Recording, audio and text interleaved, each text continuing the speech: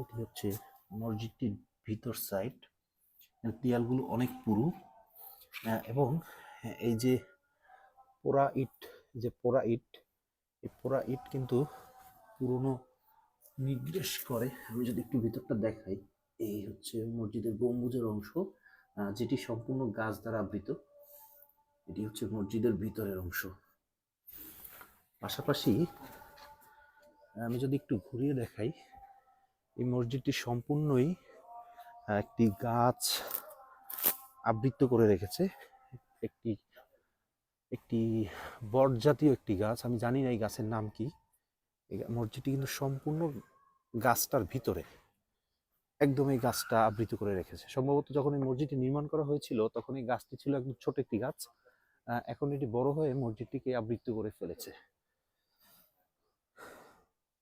দর্শক, লার্নিং এর সাথে থাকার জন্য ধন্যবাদ।